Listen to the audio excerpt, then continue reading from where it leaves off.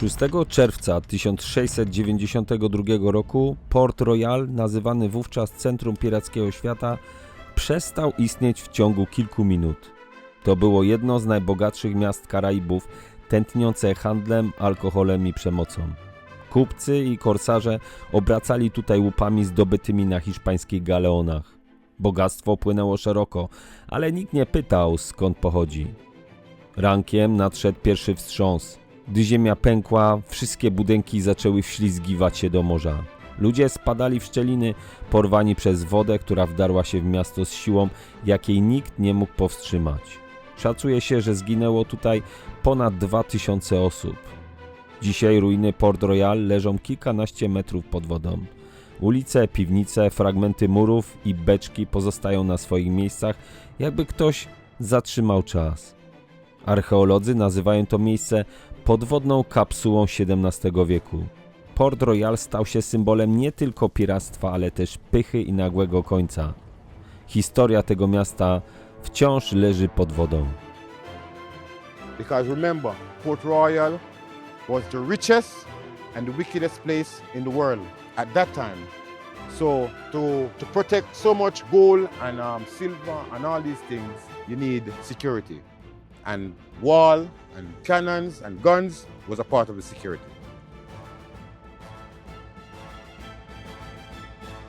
Zanim się tu rozgościmy na dłuższą chwilę, chcę Wam przedstawić sprawę, jaka jest różnica między piratem a korsarzem.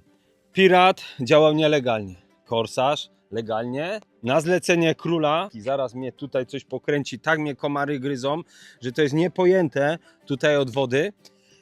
Piraci kończyli na szubienicy. Where? Okay. That's weird. Why is that?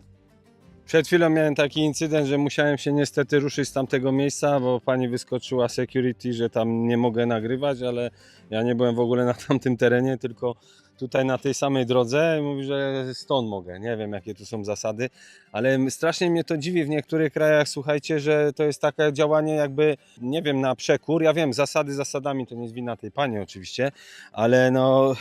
Przecież ja mogę tutaj zadecydować chociażby jednej osobie, żeby przyjechać na Jamajkę, albo żeby nie przyjeżdżać na Jamajkę. Ale to nie chodzi tylko o Jamajkę, tylko o różne miejsca, chociaż tu się spotkałem akurat w kilku właśnie takich lokacjach, że są jakieś takie dziwne zasady, że można robić zdjęcia, ale nic więcej, nic poza to. A przecież w tych czasach, no, darmowa reklama, prawda? No. Ale wracając, o co chodzi?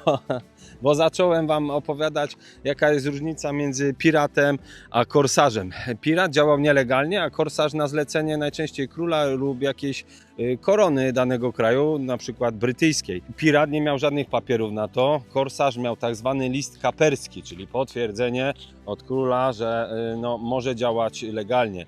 Pirat atakował wszystkich, korsarz atakował tylko tych, którym po prostu się królowi czy królowej nie podobali. Wrogie statki właśnie, które trzeba było zniszczyć, działali no, na takich najemniczych usługach, prawda?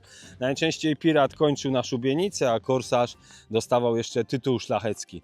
Dla przykładu takim słynnym piratem był Czarnobrody, a słynnym korsarzem kapitan Morgan. Zresztą przypomniało mi się, tak jak kiedyś były takie draże, chyba dalej są, za dzieciaka, kokosowe i się nazywały korsarz.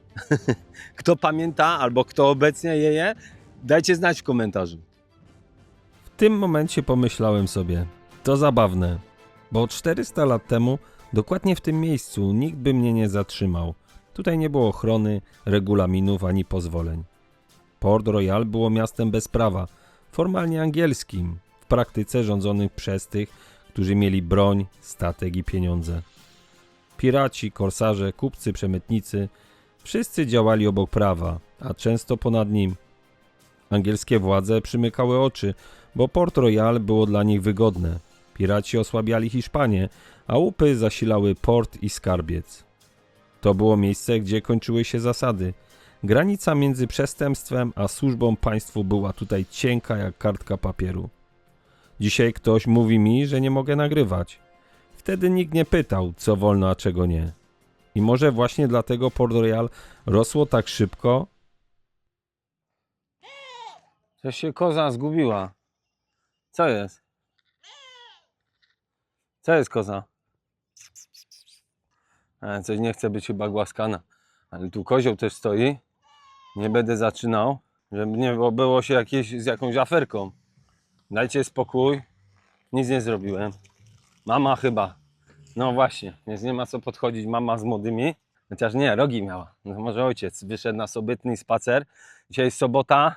Mi się przypomniało tak, gdyby kuska nie skakała, to by nóżki nie złamała. Mam kłopoty z prawą kostką, ale nie będę nikomu tego mówił, bo by mnie opieprzyli. Na stare lata mi się zachciało chodzić w konkury z młodzieżą. 2 razy wygrałem. Tu na Jamajce dużo widziałem takich właśnie miejsc, gdzie pełno jest po prostu szrotów przywiezionych skądś i stoją niby na części, ale nie tak, że w jakimś tam na jednym terenie, tylko są tak bardzo rozrzucone. Właśnie jak tutaj widzimy za mną, jest ich po prostu masa. Wioska piratów, która tętniła życiem kilka wieków temu, a teraz dalej tutaj ludzie mieszkają i się niewiele zmieniło. Poza tym, że piraci zamienili szable na pistolety. Edward Teach, znany światu jako Czarnobrody. Piracka legenda jeszcze zanim stał się historią. Nie miał munduru ani papierów. Jego władza brała się z reputacji i strachu. Wplatał ląty w brodę i podpalał je przed walką. Chciał wyglądać jak demon, nie jak człowiek. Atakował bez ostrzeżenia. Statki poddawały się często bez jednego strzału. Nie służył żadnej koronie, nie odpowiadał przed żadnym prawem. Dla jednych był potworem, a dla innych symbolem absolutnej wolności. I zginął tak jak żył, w walce, z mieczem w ręku, bez łaski i bez sądu. Henry Morgan, człowiek, który rabował miasta i robił to legalnie. Miał list kaperski, czyli papier z pieczęcią króla Anglii. Atakował Hiszpanów w imieniu korony, a tą grabież nazywano służbą dobru. Spalił Portobello i Panamę. Zawsze wracał z łupami i uznaniem. Gdzie Czarnobrody był przestępcą, kapitan Morgan był narzędziem polityki. Z pirata stał się urzędnikiem, a z korsarza gubernatorem całej Jamajki. Ten sam świat, te same morza, 2 zupełnie różne drogi. Chodzę sobie tu i chodzę i w pewnym momencie podszedł do mnie ziomal, to jest Wandel, słuchajcie, i on nam opowie o słynnym mieście Port Royal, więc czego mógłbym się jeszcze lepszego spodziewać? Let's go, man. Let's go. But one of the places we want to go is down there. So maybe we could go down there first and do the documentary Okay. a little bit. Yeah, maybe we'll go there first. So Port Royal now is where I born and I grow. And I've been here through more than 5 hurricanes through my life. And every time we have a hurricane, we have something like this. Mój przewodnik Wandel, w chwili gdy wypowiadał te słowa, nie wiedział jeszcze jednego, że za kilka dni w Jamajkę uderzy największy huragan w jej historii.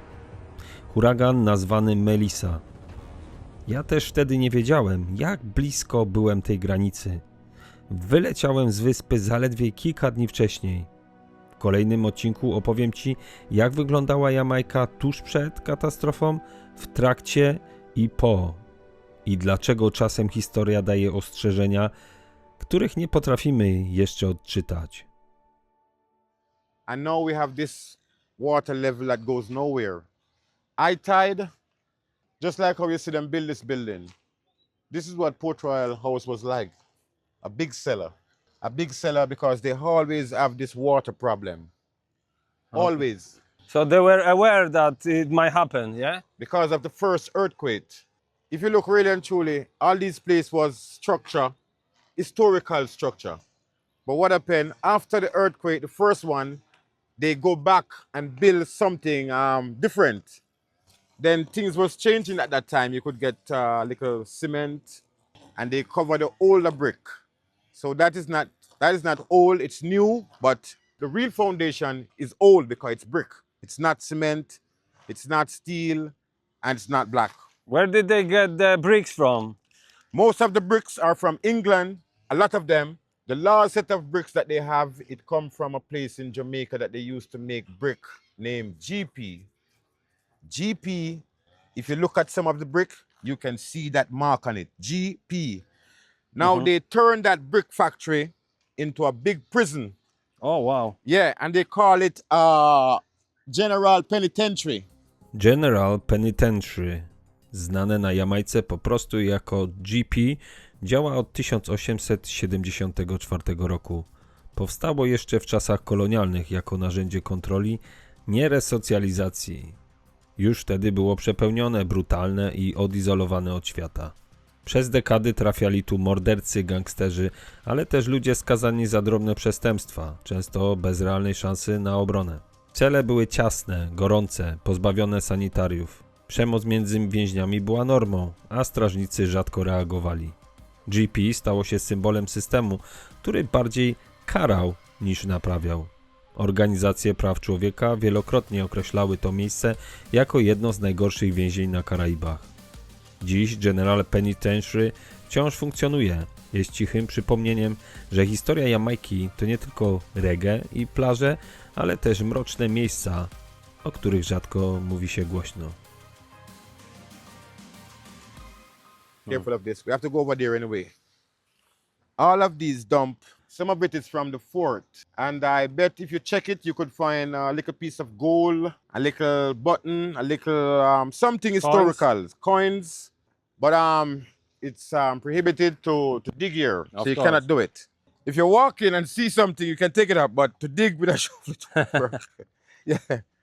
Well, who in this world would have seen something and don't take it up? Oh, Can we pass it? yeah, we can pass it, but we have to go over there. If we don't go over there, you won't see anything. All right. So it's like this. So even for this structure here, you can see it's live cannonballs. So after the first earthquake as well, they used the cannonball for some form of decoration. You know, it's funny. So all those balls are real ball, but them just use them as decoration. And as we move along, hey, be careful here. Very much be careful. I think you should step on this one. Okay. Yeah. It's really rainwater and seawater. I mean, yeah, you got it? Cool. Okay, you hold here, we take a quick time and pass through. Ale tu much i dziadostwa. Przeszliśmy. We made it. So, yeah, man. So right here in this era, it's the same thing with this era. It's the dump from the fort. And this caused from the Hurricane Gilbert. You heard about Hurricane Gilbert? No, not before. When Yeah, that that- occurred? Well, that one was from in the 1984, I think.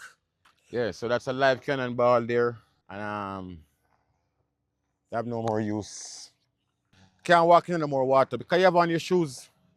No, they are kind of pretty waterproof, you know? Oh, they will stand water. Yeah, but not too deep, you know? Yeah, yeah. If you check out all of these dirt, I tell you, you could find some coins in this dirt that is pure gold. Pure gold. People before was lucky or two. I saw a guy once with a coin. Okay. Yeah, it was very small. It surprised me how small it is. Komary tak gryzą, że to jest niepojęte, słuchajcie. Yeah. Ale idziemy, no przygoda. O Jezus, tu kuje. Dobra. Trzeba So, uważać. you made it. Yeah. So here is where the last set of house was before the second earthquake. Right in this region. When that earthquake come, they try to, as I said, they try to build back because everything crumbled. It was pure Ola brick. It was no pieces of brick. It was just solid brick. And after the earthquake, they tried to build back with the pieces because all the bricks, you can see what they look like after the earthquake. Pieces, they break up. And over years, they grind up. So them use them back with the cement that they were. Mosquitoes are eating me, man. Oh yeah, let us do this one fast. So here now, yeah. So this is the old Navy Hospital. You can shine it over there. That's the back of the old Navy Hospital over there. And in front of there and here we have like about four in all wrecks. So there's 4 wreck out there. 4 wrecks 4 here. wreck, yeah, out there. Can you kind of dive here with the permission? Well, if you get a little permission, you could go out there and dive. If you get some form of permission, All right. then you would have less problem. And if you see how they build the wall, it's just what they have here, the stone, the bricks, you know, nothing really strange. So all of this place is a part of it. But as I tell you, out there we got some wrecks, big ones, that went down with gold and silver across the bridge there. So Port Royal used to be a part of there. Port Royal used to join to there. Yeah, that was a part of Port Royal. All of there, Portmore. HMS Swan, czyli Jej Królewskiej Mości statek o nazwie Łabędź. Był brytyjskim okrętem wojennym z XVIII wieku. Niby jeden z wielu, a jednak los wybrał go na przykład. W 1767 roku płynął przez Karaiby, patrolując wody imperium, które wtedy myślało, że kontroluje cały świat. Swan nie zginął w bitwie, nie trafiła go kula armatnia, nie było bohaterstwa ani chwały.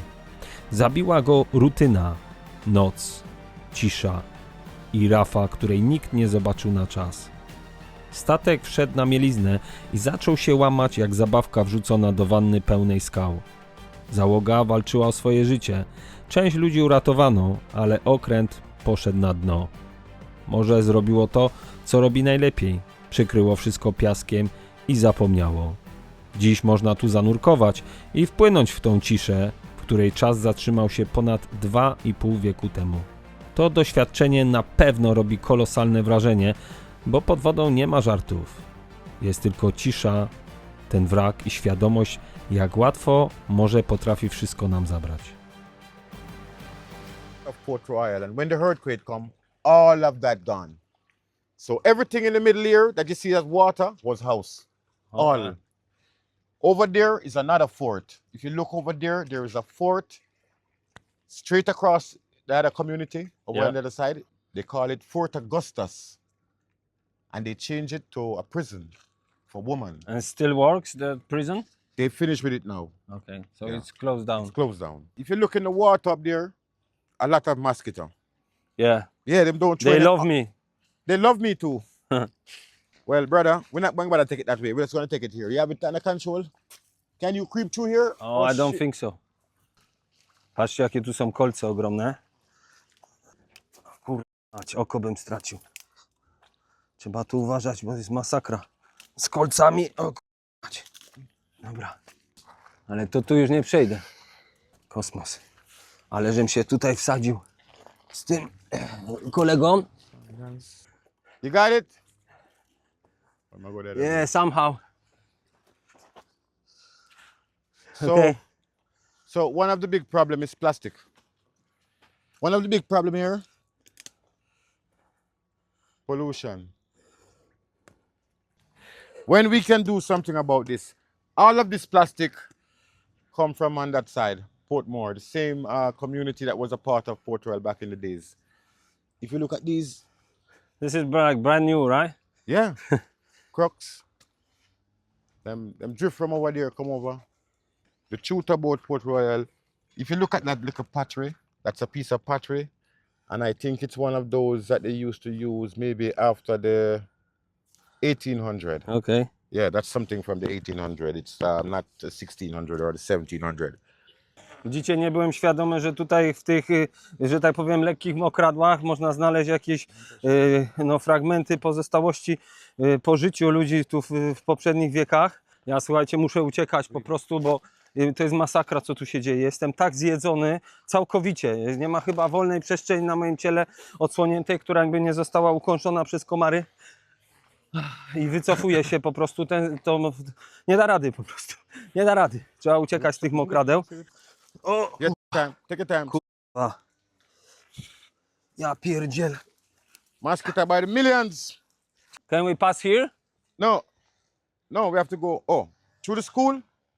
Maybe. Maybe around? No, maybe we take a walk through there. I don't think I'm going to have a problem so much. There is no single part on my body that Yeah, is man, I'm uncovered rough, that man. was not cutted by. I tell you something, my friend. When you go home and you get alcohol and thing, you can rub the skin. then the burn will go away. Oh, you know what time I will get home? Couple of months. Oh, you're not going home straight now? I'm not going home. No. Okay. No. I'm on the mission, you know. Yeah. So, what is this cannon? This is the big one. That was used by British, yeah? Yeah. Is it open? Oh, they used to store the ammunition in there. Tutaj amunicję przechowywali, Yeah. ale klimat. Wszystko zalane. Jest jakieś krzesełko dla Janusza, jakby tu parking pobierał, ale też komary. O, Fort Charles powstał w 1655 roku, zaraz po tym jak Anglicy odebrali Jamajkę Hiszpanom. Nie bronił niewinnych, chronił port, w którym cumowały statki pełne łupów zdobytych na hiszpańskich galeonach. Armaty fortu były skierowane nie tylko na morze, ale też symbolicznie na każdego, kto chciał zagrozić temu chaosowi. Stąd pilnowano interesów korony i pirackiego świata jednocześnie. Kiedy przyszła katastrofa i potężne trzęsienie ziemi sprawiło, że duża część Port Royal zapadła się do morza, Fort Charles przetrwał. Ale został poważnie uszkodzony. Jego mury pękały, armaty zsunęły się do wody, a miasto wokół zniknęło pod falami. Dziś Fort Charles stoi jako jeden z nielicznych świadków tamtej epoki. Nie jest ruiną romantycznej historii piratów, lecz milczącym dowodem, że Port Royal było zbudowane na przemocy, chciwości i ryzyku. To miejsce, gdzie historia Karaibów wciąż ma ciężar, a nie tylko legendę. Man, back in the days, these guns was firing. But you see, people would wonder why some of the guns point this way. oh yeah. But the thing is, was in Spanish Town. All right. Yeah, the Spanish was in Spanish Town because if you come to the south and come up, you could invade Port Royal From both sides, on right? both sides because they would have come up and used the land border. Okay. Hey man, you see the mosquito them here so a while ago? Man. And then will sick you. I think they will give you some bad disease. Hopefully mosquito. not. Hopefully not. Anyway, so this is also a structure. So right here, you used to have some small medical center for people who live in the fort or stay in the fort. And the same thing, this is what I'm walking on now, a part of the wall. So this wall crumbled. This wall go all the way up. It was a huge wall, stone wall. So it would be a part of the protection for the fort. Because remember, Port Royal was the richest and the wickedest place in the world at that time. So to protect so much gold and silver and all these things, you need security. And wall and cannons and guns was a part of the security. What is it like? Oh, like an anchor, right? Ale wielka kotwica. Kiedyś to mieli, kurde, rozrzut. Chociaż pewnie to nie ma porównania do dzisiejszych statków. Pani to jest ta, co mi tu upomina, że nie mogę kręcić. A teraz tym kolegom nagle się okazało, że mogę kręcić. We'll link again. Thank you so yeah, much. man. Thank All you. right. Dziękujemy tutaj gościowi i lecimy dalej, bo mnie, kurde, komary zjadły. All the best, man. All the best, my brother. Respect. Catch you later. Yeah, Bye. all right. Tu się widzę, toczy bardziej aktywne życie. O, w takiej budce można sobie ryby kupić. Jest wioska rybacka. Nie wiem, czy tu mogę wejść na to, ale chyba mogę. Kilka metrów ode mnie znajduje się zatopione miasto Port Royal. Wróćmy jeszcze trochę do statystyk. W tamtych czasach, w połowie XVII wieku, Port Royal zamieszkiwało około 6,5 tysiąca mieszkańców, z czego 2,5 tysiąca to byli po prostu niewolnicy. 6 czerwca 1692 roku doszło do ogromnego trzęsienia ziemi, które po prostu spustoszyło Port Royal i okoliczne tutaj mini wioski rybackie. Ci, co przeżyli, dobiło ich tsunami i fale. Mówili ludzie w relacjach, że jakby się wrota piekieł otworzyły. No i coś w tym chyba jest, bo jeżeli to było miasto rozpusty, no to może ta siła wyższa zadziałała, żeby wszystkim pogrozić palcem.